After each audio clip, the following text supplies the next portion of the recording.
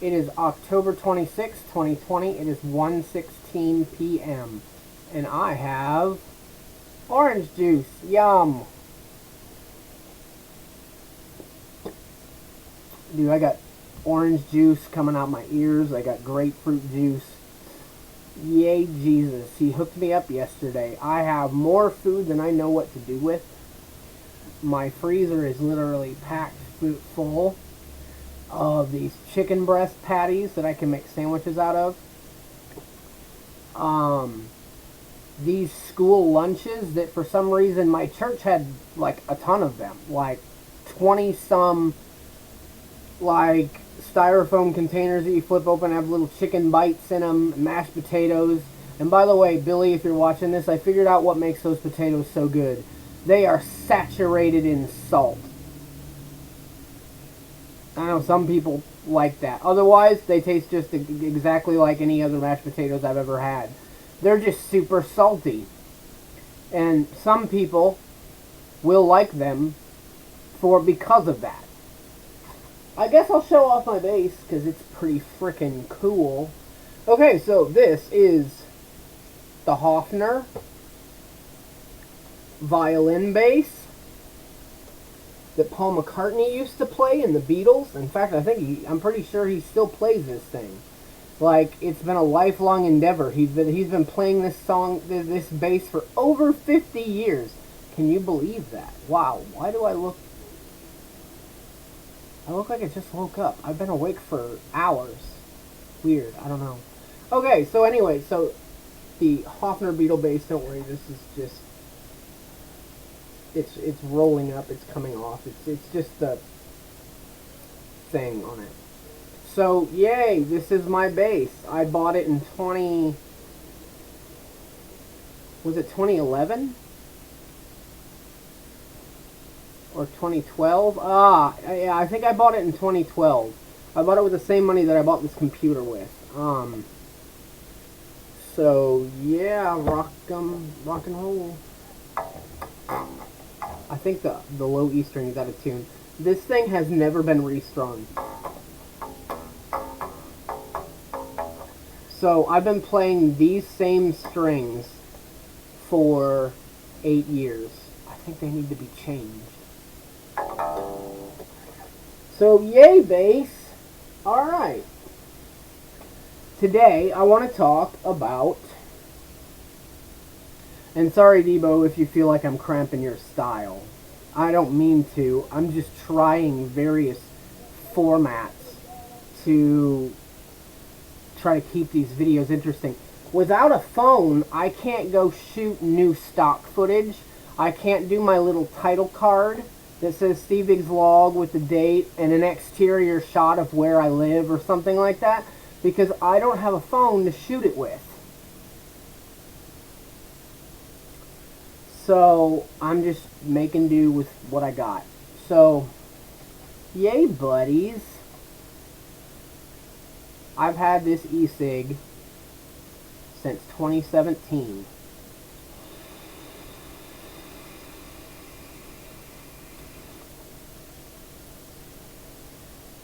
It's a new tank. It's a different tank. But, see, I got it plugged in. It's charging. My old tank frazzled out on me. It was literally shorting out like the mod. Like, I had a blue one earlier this year, and it fried it out. So my roommate Beth found this in the bathroom, under the sink of all places, in a baggie. As you can see, this part is coming apart, so with a little redneck ingenuity, we taped the whole thing down so the battery lid will stay on, and it'll hold this part down so it'll hit correctly.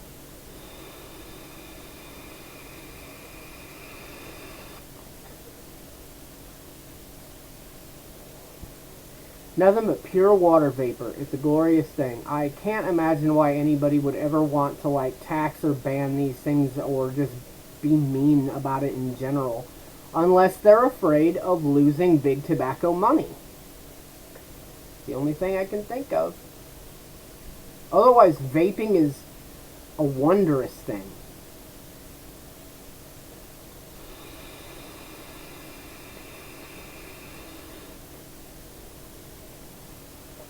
Yay, water vapor that tastes like yummy things. Okay. Meat and potatoes time. Alright, I want to talk about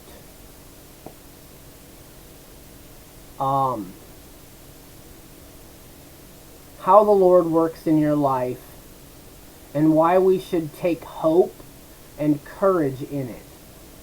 I'm going to take you down a road of some Bible verses.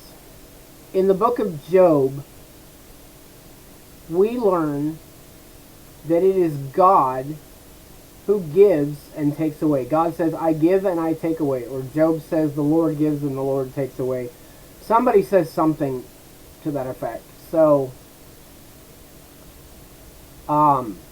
we know that God gives good things. In the book of James, it talks about how every good and perfect gift comes from the Lord. And sadly, people misread that verse to say that the bad things do not come from the Lord. They cannot come from the Lord. But the problem is what we think is bad may often be used for our holiness and God's glory and in the end our goodness. Because Romans 8:28 says that all things work out for the good of those who love him and are called according to his purpose. So we have a picture of God who is not looking to work out our happiness. He is looking to work out our holiness. Because that is what pleases God, and that is what glorifies God. And in the end, God will do whatever he wants. Just like it was the Lord who blessed me with my dad's Jeep when he died. And I love that Jeep. And I love my dad. And I was able to love my dad vicariously through trying to take care of his Jeep. I didn't do a very good job because I'm not very good with vehicles and taking care of them. But nevertheless, it was God who told me, I'm going to give you the Jeep. And then, lo and behold, he did give me the Jeep. And then one fateful night on January 4th, 2019, I got in a wreck that I had no way of avoiding. Absolutely none. God took it away. Because the Lord gives and the Lord takes away, and he works all things. You see, God is sovereign, sitting on his throne, and nothing gets by him. He is in charge of everything. And so we have to take hope in knowing that all things work out according to God's purpose, according to God's pleasure, and for our good and our holiness, not necessarily our happiness, but our holiness. And God gives and God takes away. He took my Jeep away, and I really wish that he would, restore something to me. I'd love to have my Jeep back, or a Jeep of equal or greater value. It'd be nice. But then again, I would need to be able to afford it, and right now I just can't.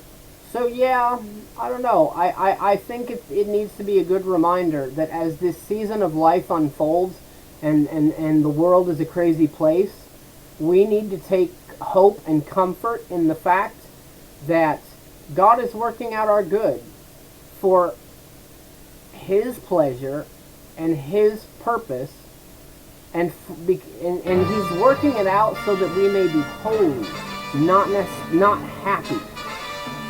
All right. Guys, have a good one. Until all are one.